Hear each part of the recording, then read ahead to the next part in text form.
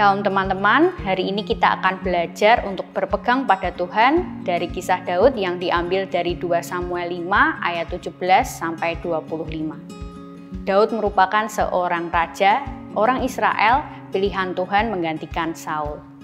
Ketika Daud menjadi raja orang Israel, orang Filistin mendengar berita tersebut kemudian mencari dan hendak menangkap Daud. Daud pergi ke benteng, kemudian Daud bertanya kepada Tuhan, apakah ia harus menyerang orang Filistin. Kemudian Tuhan memerintahkan kepada Daud untuk pergi menyerang orang Filistin dan akan memberikan kemenangan kepada Daud. Daud melakukan seperti apa yang menjadi perintah Tuhan. Lalu apa yang terjadi? Tuhan memberikan kemenangan kepada Daud mengalahkan orang Filistin. Beberapa waktu setelah itu, orang Filistin kembali mencari dan hendak menyerang Daud.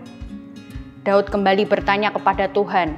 Padahal kalau kita lihat dari pengalaman sebelumnya, Daud sudah beroleh kemenangan. Namun ia berpegang pada Tuhan, ia bertanya kepada Tuhan. Tuhan memerintahkan strategi untuk Daud lakukan menyerang orang Filistin, yaitu berjalan, berputar, kemudian menyerang orang Filistin dari belakang dekat pohon murbe. Ketika Daud mendengar derap langkah tentara Filistin dari dekat pohon murbe tersebut, Daud menyerang orang Filistin. Daud melakukan tepat seperti apa yang Tuhan perintahkan, dan Daud mengalami kemenangan. Kalau kita kembali ke kisah-kisah sebelumnya, kita akan menemukan bahwa Daud sudah pernah menang melawan tentara besar orang Filistin, yaitu Goliat.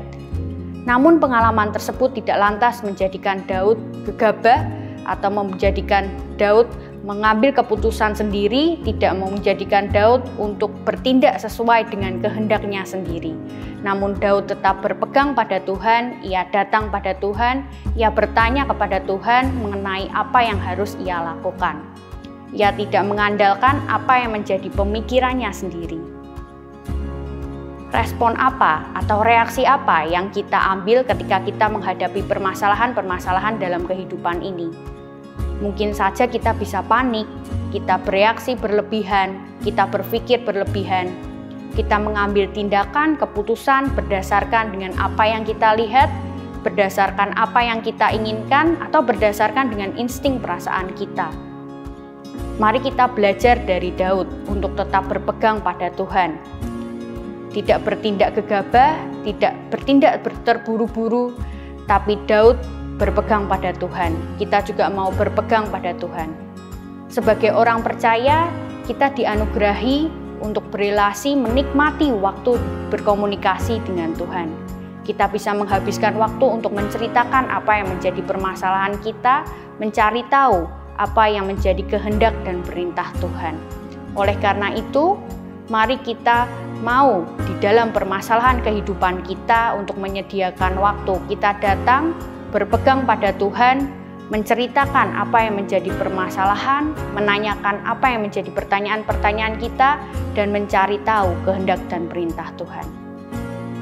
Mari teman-teman, kita melakukan seperti apa yang Daud lakukan, menyediakan waktu, berpegang pada Tuhan, dan mencari tahu apa yang menjadi kehendak dan perintahnya. Tuhan memberkati.